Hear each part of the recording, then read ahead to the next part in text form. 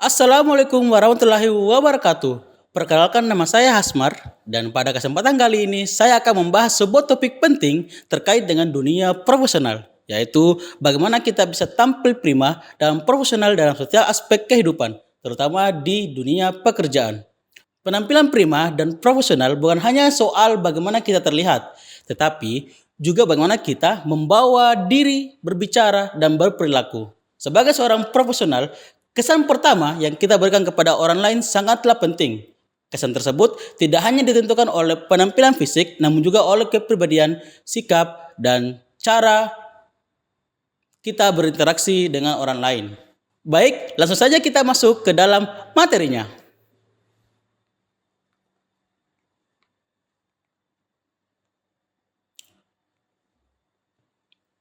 Membangun pribadi prima berarti mampu tampil mempesona secara natural, percaya diri, dan nyaman dalam berinteraksi sosial. Namun, seringkali kita bisa merasa kikuk, salah tingkah, atau salah bicara, dan itu adalah hal yang wajar. Ada kalanya kita tampil sangat prima, yakin dalam mempertahankan pendapat, namun di saat lain, kita bisa merasa kecil, tidak berdaya, dan frustasi ketika apa yang kita ucapkan terasa tidak berarti. Oleh karena itu, membangun pribadi prima membutuhkan keseimbangan antara penampilan, fisik, dan rasa percaya diri agar selalu bisa tampil maksimal. Kemudian, bagaimana kita membangun kesan yang baik? Nah, kesan yang baik yang saya maksud di sini adalah penampilan luar atau outer beauty dan kepribadian yang menarik atau inner beauty. Keduanya sama-sama penting untuk kita pelajari untuk memperkuat kesan baik kita. Kombinasi keduanya menghasilkan kesan yang positif dan profesional. Nah, yang ketiga adalah penampilan luar sempurna. Nah, di sini saya menekankan bahwa penampilan luar yang sempurna saja tidak cukup jika tidak didukung dengan kepribadian yang baik. Nah, hal ini akan membuat kita bisa terlihat membosankan, tidak simpatik, atau bahkan menjengkelkan. Jadi, penampilan luar harus diimbangi dengan sikap dan perilaku yang positif. Nah, kemudian yang keempat adalah untuk tampil menarik dan profesional, kita perlu memperhatikan penampilan luar serta sikap dan perilaku. Nah, di sini memang penampilan itu penting, tapi sikap kita adalah cerminan dari kepribadian. Jika keduanya berjalan seimbang, kita akan tampil lebih profesional dan menarik di segala situasi. Lantas, seperti apakah pribadi prima itu?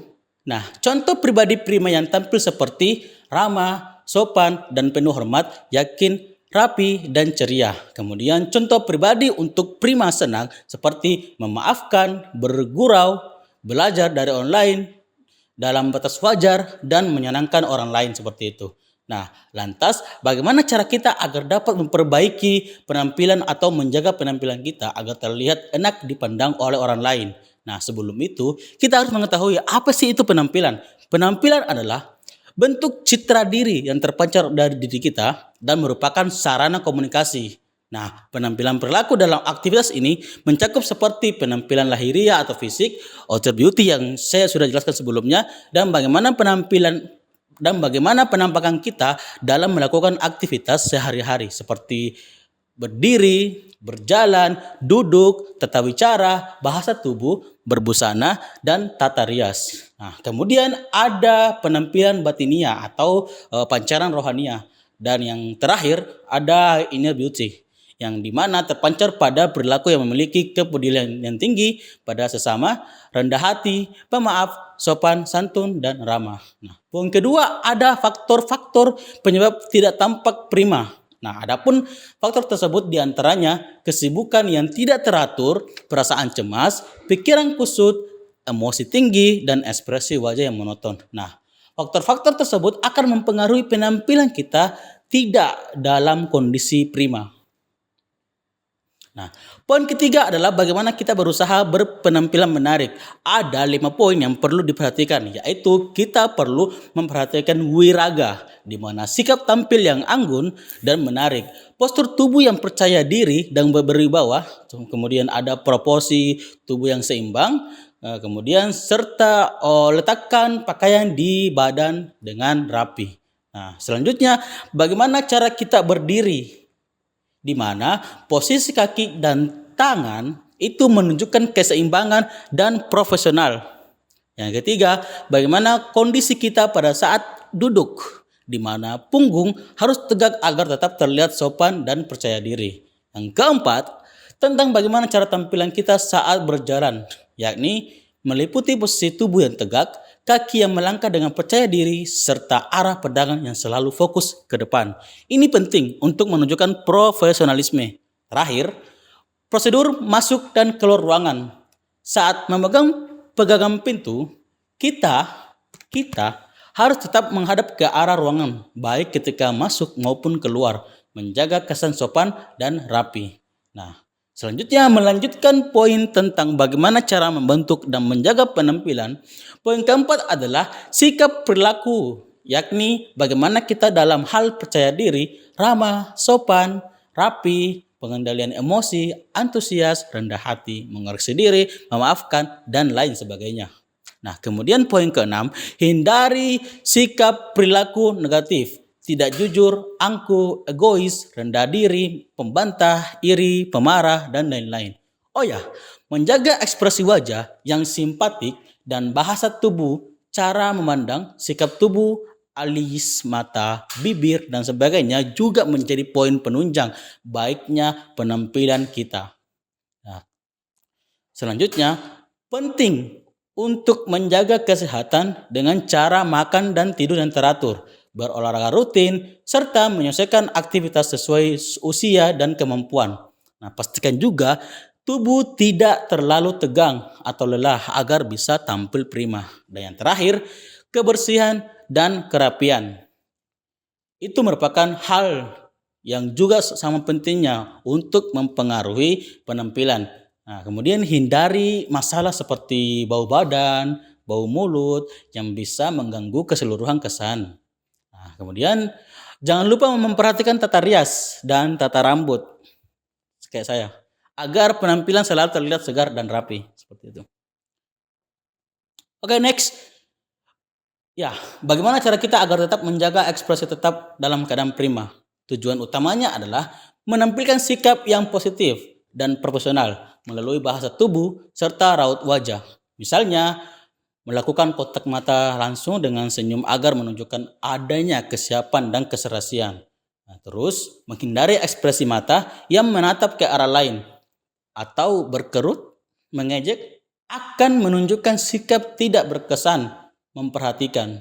Nah, kemudian menghindari bibir yang rapat, kaku, dan digigit-gigit. Nah, selanjutnya itu menegakkan posisi kepala, menunjukkan ada kesiapan dan keserasian. Nah, selanjutnya menganggukkan kepala dengan sikap ramah apabila menyatakan benar atau setuju. Menghindari sikap memegang kepala akan menunjukkan tidak siap. Memegang kepala, ya. Baik, masa dewasa adalah masa ketika seseorang memasuki fase stabil dan mantap, serta mempersiapkan diri menuju usia senja. Pada masa dewasa muda atau pertengahan, seseorang telah mencapai perkembangan yang lebih matang, baik secara fisik maupun psikis. Fisik dan psikomotor berada pada tingkat optimal, tubuh masih kuat, pribadi semakin matang, dan emosi lebih terkendali. Secara ekonomi, mereka mulai mantap dan secara sosial mereka lebih aktif dan bisa memperluas kegiatan serta hubungan dan kesadaran yang baik. Mereka dapat tampil prima, siap menghadapi tantangan serta memaksimalkan potensi. Seperti itu. Nah, pada tahap dewasa akhir terjadi penurunan fisik. Namun dampak positifnya adalah hal ini akan diimbangi dengan kekayaan pengalaman hidup yang berharga bagi perkembangan diri. Pribadi menjadi semakin mantap dengan rasa percaya diri yang tetap terjaga tanpa merasa rendah diri. Inner glow atau pancaran kecantikan batin mulai muncul, menggantikan kecantikan fisik yang terutama pada kaum wanita seiring dengan semakin kuatnya kepribadian. Akan tetapi, untuk dampak negatifnya sendiri ialah pada usia 45 hingga 60 tahun terjadi perubahan pada kehidupan fisik, termasuk penurunan kekuatan seksual dan kekhawatiran menghadapi menopause. Kondisi ini sering menimbulkan kesalahpahaman membuat seseorang lebih sensitif, bahkan bisa memicu depresi. Baik, selanjutnya kita akan membahas bagaimana tampil dengan mantap saat dewasa menjelang senja. Nah, ada beberapa poin, yaitu yang pertama, bertambah usia menjadi suatu proses alamiah. Nah, pada saat proses tersebut, manusia akan merasa cemas. Masa yang harus mereka hadapi yaitu ada dua proses, yaitu pada kurang lebih 35 sampai 45 tahun masa dewasa pertengahan. Kemudian kurang dari 45 sampai 60 tahun masa dewasa matang. Nah, hal-hal ini itu seringkali orang-orang merasa was-was. Sehingga kalau di sisi wanita mereka akan bilang, wah, saya rasa sudah tidak muda lagi.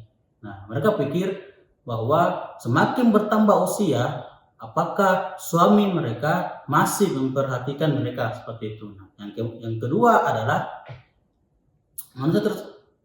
wanita tersebut harus melewati masa itu dengan tenang.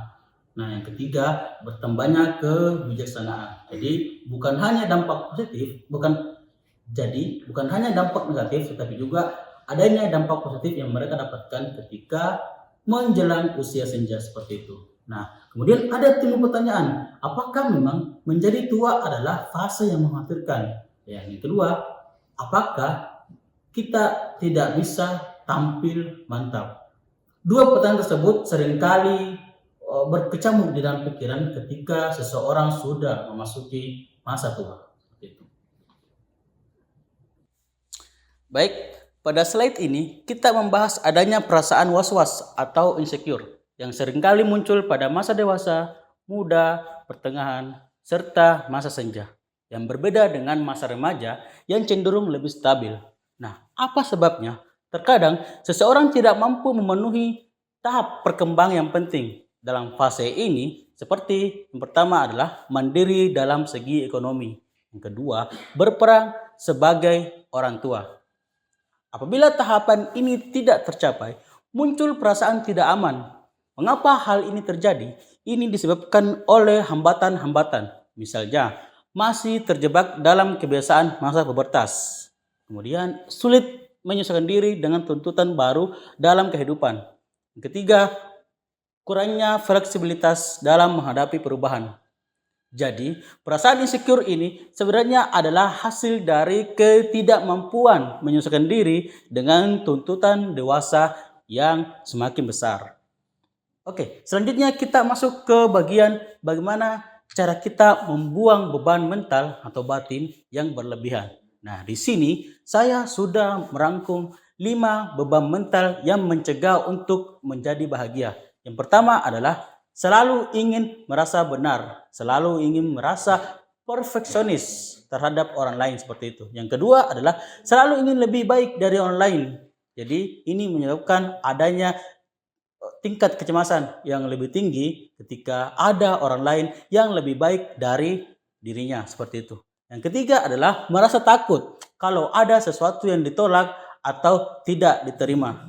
Yang keempat, mendramatisir segala sesuatu. Jadi baik hal kecil maupun hal besar, dia selalu menghadapinya secara dramatis.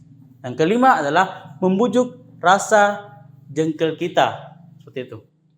Pada slide, teman-teman bisa lihat bahwa ada 5 poin penting yang teman-teman tidak boleh dilakukan dalam kehidupan sehari-hari. Pertama adalah mengakhiri segala sesuatu yang telah kita mulai. Nah, ini merupakan tindakan yang tidak benar. Kemudian yang kedua adalah senantiasa menjadi nomor 1. Yang ketiga, masih tetap merasa jengkel dengan hal-hal yang sudah lewat. Ini adalah tindakan yang sudah tentu salah seperti itu. Yang keempat adalah mengatakan iya, padahal dalam diri kita, dalam apa yang kita pikirkan itu adalah kita mau mengatakan tidak. Nah, tentunya ini sudah salah karena kita tentunya menipu diri kita sendiri seperti itu. Yang kelima, hidup untuk hari esok. Ini juga pemikiran yang salah karena kita sebenarnya hidup di masa sekarang. Tidak ada yang tahu bahwa besok itu apakah kita masih hidup atau sudah mati. Baik, slide selanjutnya adalah sediakanlah waktu untuk bekerja, berpikir, bermain, membaca, bersikap baik hati, bermimpi, berkasih sayang, dan bergembira. Baik, demikian presentasi saya pada kesempatan kali ini. Lebih dan kurangnya mohon dimaafkan. Wassalamualaikum warahmatullahi wabarakatuh.